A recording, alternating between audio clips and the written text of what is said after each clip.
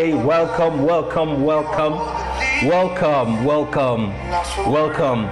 You know, we just want to wait for a few people to join us, so please bear with us. All right. If you're watching this video pre-recorded, meaning it's not live, you're not joining us live, just forward a little bit for about a minute or two, and we'll start. So we just want to wait for a few people, you know, before we go ahead. So thank you so much for joining. Thank you. If you're online, go ahead and invite your friends. Tell them to join us live on YouTube, live on Instagram. Tell them to go ahead, you know, and join us at this time. Woo! You're not about to stop doing it now. All right. Thank you so much for joining me today. Thank you. Welcome. We're delighted, you know, to have you. I'm so excited to have you here. Thank you for coming. So just wait for 1 minute and we'll start.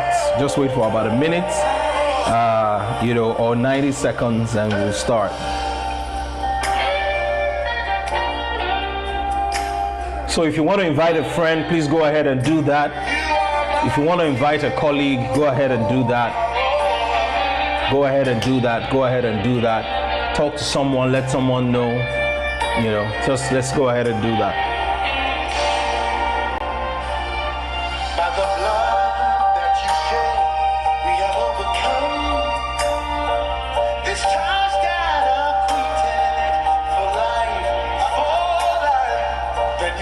So let's go ahead and invite our friends, tag somebody on Instagram, send this message to them directly in their DMs and let them know that they can join us right now.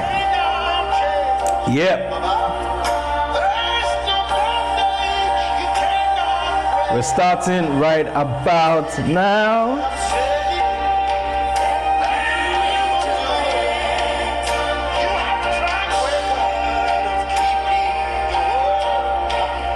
You're not about to stop doing it now. All right, thank you so much for joining me today on today's episode of Market Faith. We are delighted to have you join us. I'm so excited that I want to talk to you about something that is very, very important and as well as very, very simple. Very, very simple. You know, it's simple, but you know, fortunately, unfortunately, I don't see a lot of people doing it. Practicing it, and you know, as we talk about it, you're gonna hear about it. I call it the simplest and the most effective money management practice in business. It is the simplest, in my view, and the most effective money management practice in business. The challenge is not the fact that people don't know it. The challenge is the fact that people are not practicing it, all right? So it's very simple. It's very, very effective, extremely effective. I've seen people run multi-billion naira businesses, multi-million dollar businesses on this principle. I call it the simplest, most effective money management practice in business. It's the simplest, right? And I've seen several organizations, multi-million dollar organizations, practice this, right? And it has taken them places. So these things I'm about to share with you are things that are so simple. In fact, it's so simple, I'm not going to spend much time explaining it because I don't need to, but I'm going to spend more time talking about the fact that no matter the money management style you adopt, nothing works without the power of two twins, right? A set of twins, right? Without the power of these two things. Number one, planning. Number two, discipline. Listen, in managing money in your business, the two things that are very, very important, no matter the style, no matter the technique that you choose to adopt, are two things. Number one, planning. Number two, discipline, right? And what is the difference between the two, right? Planning obviously is understanding and you know, estimating what will happen before that thing actually happens. Very, very important. Any money that you don't plan where it is going before it arrives will go anywhere. Let me say that again. Any money that you don't plan where this money is going before that money actually arrives at you, to you and comes to you, will go anywhere. One of the biggest reasons why people's finances are in a mess, especially in their business, is that they have not sat down to strategically think about where the income that they're about to get is going to. And because of that, what happens is that money goes anywhere. So after a while, they find that they are looking for the money, they don't have money anymore. So the first thing I want to say to you about planning is this. Number one, any money you don't plan will go anywhere. All right. The second thing I want to say to you is this: tomorrow is always more expensive than today. I know that the money is not enough. I know that what you have earned is not enough. I understand that. But let me say this to you, right? Tomorrow is always more expensive than today. What you refuse to do today because it is inconvenient, tomorrow doesn't make it more convenient. That's very important for us to understand. So what cost you 1 naira today and you could not save or you could not plan for, that thing will cost you 2 naira tomorrow, right? And you will still not be able to do it. Why? Because it is even more expensive now. All right. So tomorrow is always more expensive than today. If things are bad right now, the chances are that they will likely get worse before they get better. So it's very important that you understand, because it is in your acting appropriately that makes it better. It's not time that makes things better. No, it's in you doing the right things over time that makes things better. So the fact that things are not good today and you're doing the wrong thing, right? Then you expect that things will be better tomorrow and you are still doing the wrong thing. It's never going to happen. It's never going to happen. So you have to change your behavior today so that tomorrow can be better than today. Tomorrow doesn't become better than today just because it is tomorrow. It only becomes better than today because you did the things you need to do today so that tomorrow can be better. The third thing I want to say about planning is this: no one is coming to save you, all right? It's in the movies that we have Superman, that we have Thor, that we have Captain America, and we have all these guys, right? No one is coming to save you. You have to do this for yourself, okay? No accountant, no consultant, no one can do the things that you need to do for yourself for you. It's absolutely impossible, okay? So I want you to just wake up and realize that, right? It's not that someone is coming to do this for you. You have to take the bull by the horn and get it done yourself. All right. 3 things about discipline. What is discipline? Discipline is the ability to say no to yourself and to others. Discipline is the ability to say no to yourself and to others. What is the difference between discipline and punishment? Punishment is we are punished for something you did in the past. Discipline is that you are denying yourself for something you want in the future. Punishment is looking behind. Discipline is looking to the future. When our parents punished us, it was because we committed a crime or committed an offense. When we discipline ourselves, all right, it's because we want a better future. So punishment is external inflicted. Discipline is self-inflicted. That's why I said nobody's going to do this for you. All right. It's very, very critical that you understand that your ability to say no to yourself and to other people, very, very critical. Number 2 about discipline is other people's indiscretion cannot become your emergency. If you saved money with discipline, you cannot allow other people's indiscretion and lack of discipline to become your emergency. Other people's indiscretion should not become your emergency. So you should take responsibility for yourself. You can't take responsibility for other people, right? Especially if they are grown up and if they are adults, especially friends and family. You just need to be very, very careful. I'm not saying you shouldn't help people. I'm saying you need to be very, very careful. And the third thing is this: beware of the things that take your money. Impulsive buying, impulsive decision making, spending too much on rent, spending too much on a car, and things that don't add value to you and to your business. One of the reasons why people get into debt is because they've refused to do the disciplined work that they should have done on their previous income that will ensure that they are not in debt right now. So, and one of the things we're going to talk about in next couple of videos is to talk about debt as well, how you can leverage debt in your business. So Discipline is the ability to say no to yourself. It is self-inflicted. Discipline is important because other people's indiscretion cannot become your emergency. All right, beware of things that guzzle money and just take away cash from your business. Okay, now let me give you an assignment very quickly, right? Think through your expenses over the last 1 month, right? If you can, get an Excel sheet of all the things that you've spent money on over the last 1 month, right? And then put 3 columns, right? The past, the present, and the future, okay? Put all your expenses in each of these 3 categories. How much did you spend on the past? What is past spending? Past spending are things like repayment of loans. Past spending are things like, things that you have already consumed, but you are only just paying for today. Those are things that are in the past. Present spending are things that you are spending today. You are spending money on today, and it's only affecting you today. It has no value for your future. If you are spending money on logistics, if you are spending money on feeding people, if you are spending money on buying certain things and buying stationery and some of those things, it doesn't mean it is bad. No, it means that you are just spending for the present, because you need to be alive in the present to enjoy the future, right? So spending money in the present is not bad, right? But it just means it helps you understand where your money is going into. And then the third category is future spending, right? What investments are you making? What trainings are you doing? What are you doing that is investing in the future?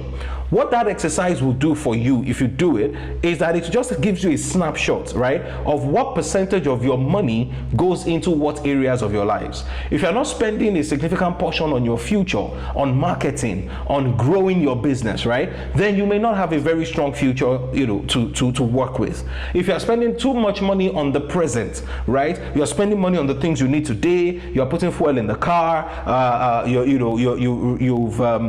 just spending things around, logistics, office rent. Office rent is not even the future really, because it's just for 1 year. All right, so we're talking things that add value to you over the space of beyond 12 months, like training, like investments, and things like that add value to you over time. So to manage your business finances, so let's get into it now. To manage the finances of your business, right, here's what I want to advise you to do. This is the simplest and most effective money management practice in business. This is it, right? And what is it? What you need to do is to have a minimum of 3 bank accounts with at least 2 banks, right?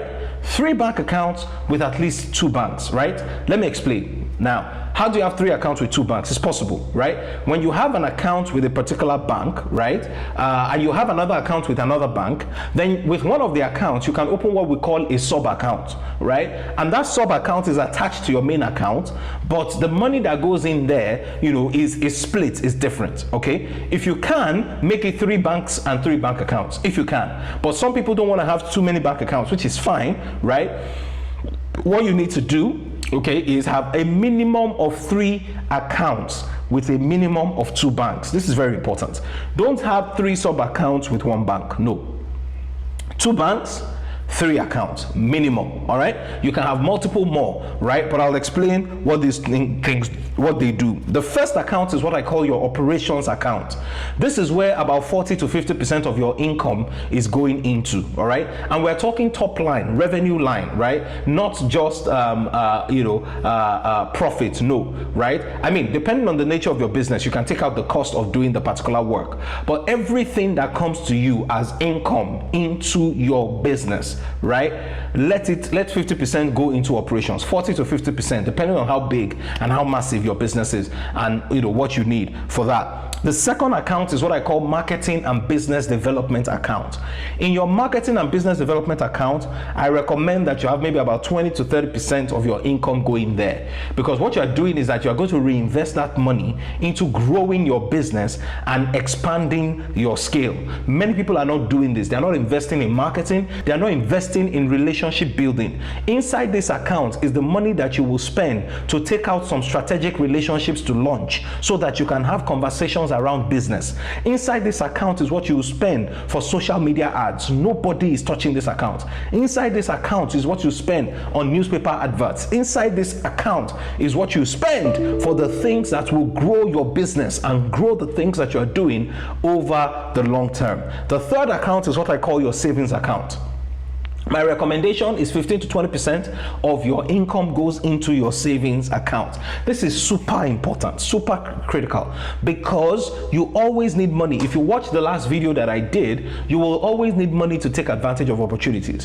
What savings does for you is that it helps you do that. It helps you hire people and pay them great salaries. It helps you, take on some initiatives and do some things in your business. This money is not to be touched. Listen, if people take your savings, it's all over. All right, savings must be kept and it must not be touched unless for the purpose for which it was intended.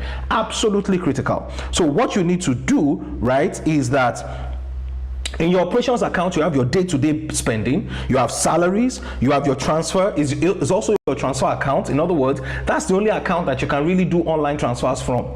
That's the only account that you probably even have an ATM card on. This is very important. Listen, because you are trying to put structures in place that will prevent you from spending and overspending. All right? So listen, and please, if the things that I'm saying to you are hitting in the right spot, I want you to please comment in the section below. And the reason why is that I just want to get your feedback and know, all right, whether what the things that we're talking about are really helping you and helping you in your business. So please do that, all right, and then that will be very helpful for us as well. So your operations account is your day-to-day spending, your salary. Now if you have 4 accounts, you can move your salary account into another account, all right, so that you only pay salaries from that particular account. You only give staff loan from that account. You only do leave from that account. All those things that you do for your employees is from that account. That's why I say minimum 3. It can be 4, it can be 5. Okay.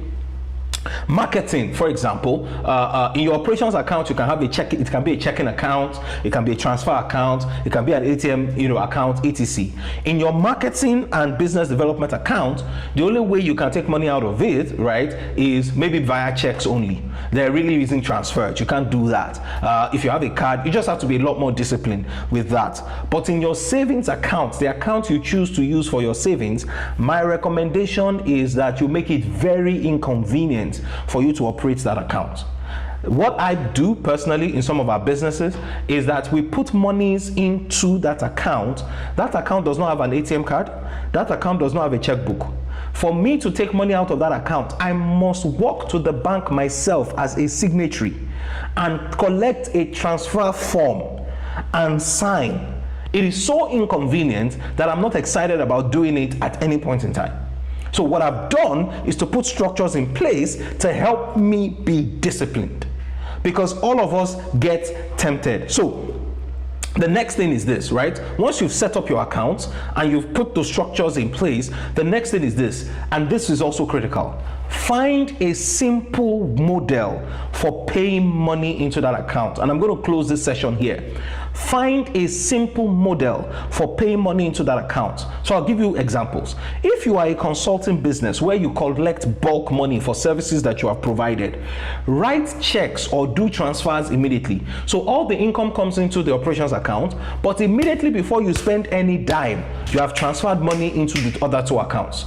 Do that immediately, right? I know some of us, are very conservative, and we may be complaining about account charges and bank charges. Listen, those bank charges are insignificant compared to the things that this thing will save you. I'm telling you the truth, all right? So write a check. If you collect bulk money, immediately let it go out. If you're in the oil and gas business, the fashion business, energy services, people pay you on a monthly basis, etc. All right, what you can do is, obviously, you can remove the cost of providing that particular service, of doing the thing that you do. If you are in the fashion business, you want to remove the cost of the material and all those things. But all the remaining profits or contribution or margin on top of it, everything goes into operations, and from operations, everything goes out. All right, the percentage that we talk about is applied at that level. Very, very important, right? If you're in a high velocity, a daily sales business, right? So for example, you run a supermarket, you run a food outlet, you know, etc. One of the things you can do is your cash sales on maybe Tuesdays, Wednesdays, and Thursdays goes into your savings, or your POS sales, because you have POS machines, right? And people pay through the POS, and POS goes straight into your operations account. All right, what you can do is that all your cash sales that you have to take cash physically and pay into the bank, that can be the ones that go into your savings account, right? One of the things we do in my own business is that we have a business that does daily sales. I'm in the middle of selling that business. All right, now every day, there are particular days of the week that every money that comes in to buy something, it goes straight into a savings account. It is, everybody knows, it is a standard policy. You don't even have to call me to ask me whether we should do it. It goes there first. If we decide to take it out later, that's our prerogative, but it goes there first, right? Once it goes in and it's inconvenient for me to take it out, then what that means, all right, to do more and achieve my goals and objectives as a business. Listen, I hope these things have been helpful for you. I want to ask you, take out time, watch this video afterwards on YouTube, go back and listen to it again. I've said some things that I know will be helpful for you 110%. Take out time, listen to it over and over again, and I'm sure it'll be a big blessing to you. Once again, thank you so much for joining me today on Market Faith, and I look forward to seeing you next week as we continue talking about managing money and multiplying money and growing your business in your finances. Thank you so much and have a beautiful day.